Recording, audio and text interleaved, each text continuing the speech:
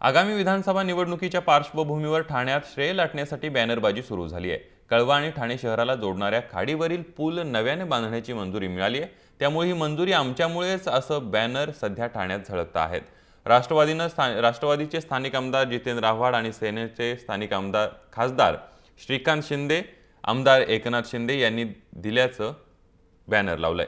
त्यामुळे सामान्य जनतेला श्रेयाच्या राजकारणाचा शक्तितुरा कलगीतुरा जो आहे तो या गणेशोत्सवानंतर ठाण्यात पाहायला मिळतोय। खोटं श्रेय घेण्याचं कधीच आम्ही काम केलेलं नाही। जे आम्ही करतो तेच बोर्ड लावतो।